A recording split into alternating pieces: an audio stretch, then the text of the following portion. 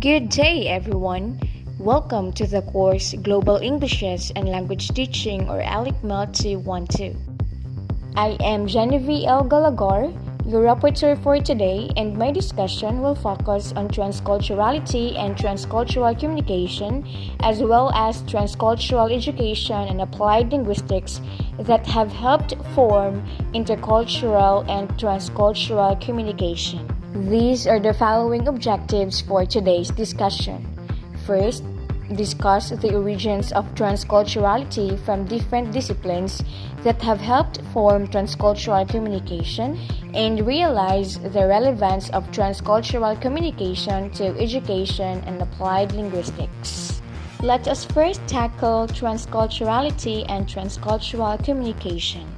Transcultural communication is a perspective that focuses on communication that passes through cultural and linguistic boundaries and in the process transgresses, transcends, and transforms those boundaries. Now, what do you mean by transculturality? The term transculturality is introduced by Wolfgang Welsch in 1999, where it serves as a replacement for single cultures, multiculturality, and interculturality. It is a multidisciplinary approach that encompasses a wide range of perspectives, but generally focuses on how individuals or groups cut across and through cultural borders and create new cultural spaces similar to third places. Example, hybridized and adapted cultural practices of diasporic and immigrant communities. In other words, you assimilate other cultures in your own to become a hybrid culture. Now, how does interculturality have helped form our understanding of transcultural communication? There are a range of perspectives of origins on transculturality from different disciplines that have helped form transcultural communication. And these are the following origins. First, transnational and transcultural flows. Second, transcultural and contact zones. Third, transnational and traveling cultures. And the last is transculturality as a social and philosophical idea.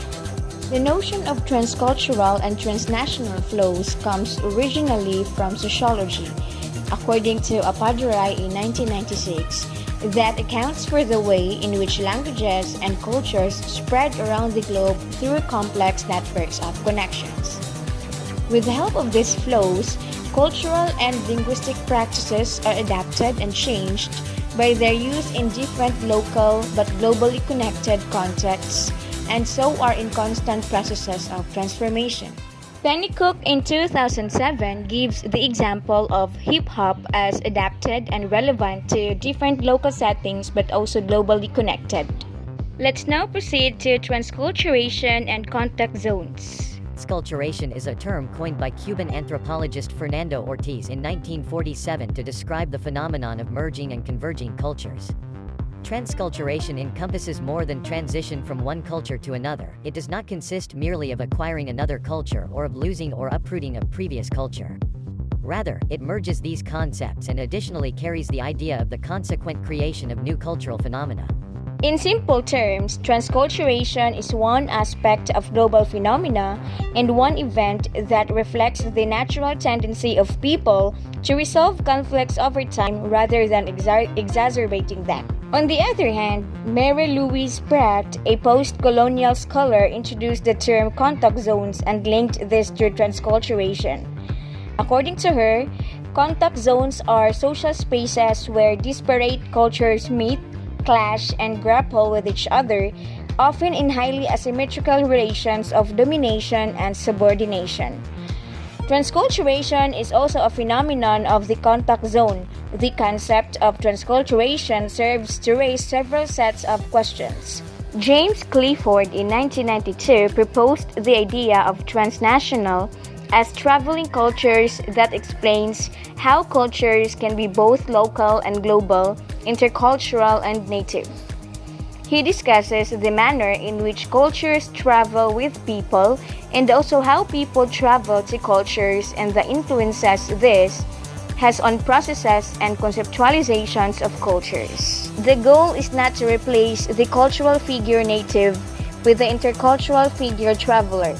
Rather, the task is to focus on concrete mediations of the two in specific cases of historical tension and relationship, according to Clifford in 1992.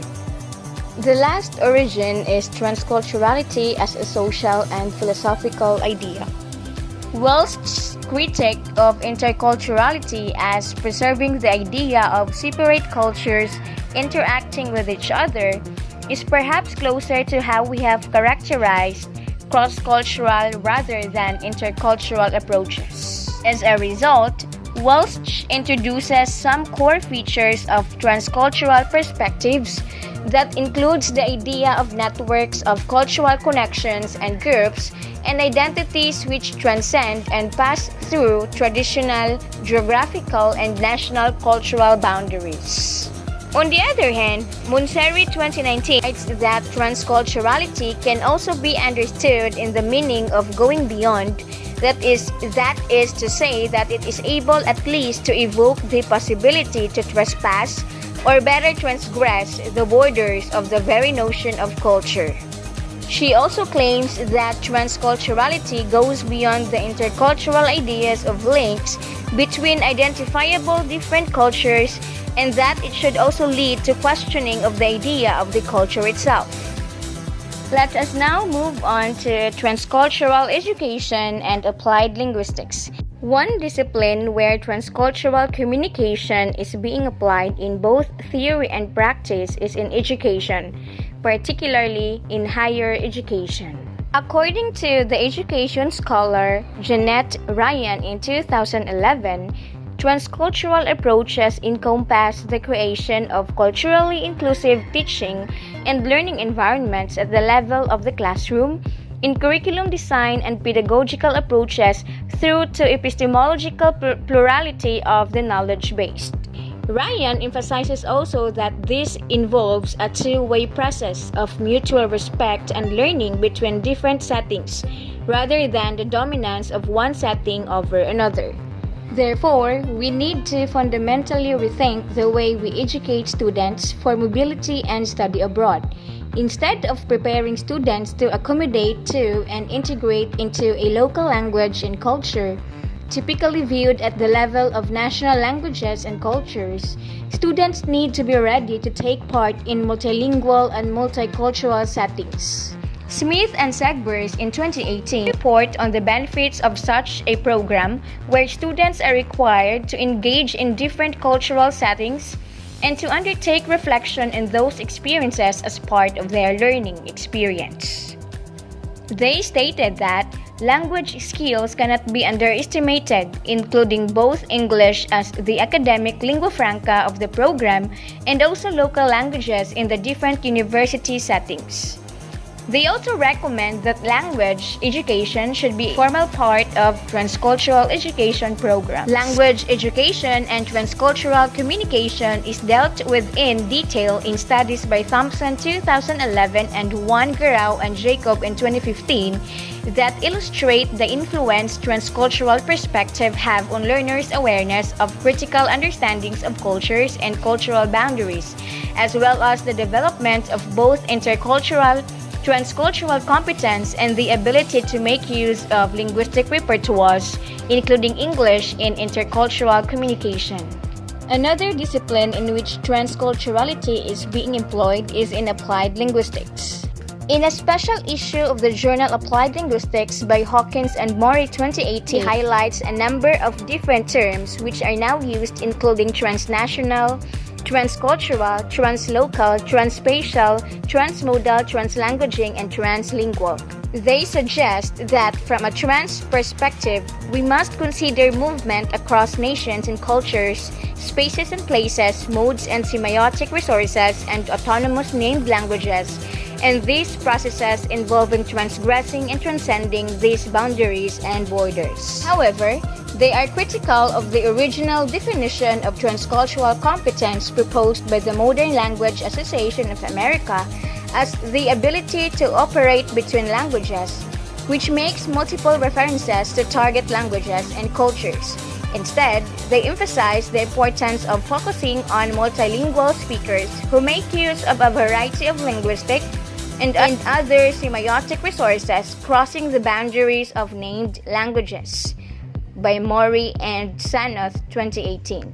In these papers, there is an emphasis on holistic and complex understandings of meaning-making which integrate investigations of languages, modes, contexts, and cultures. In the Philippine setting, English is considered as our academic language and as a medium of instruction.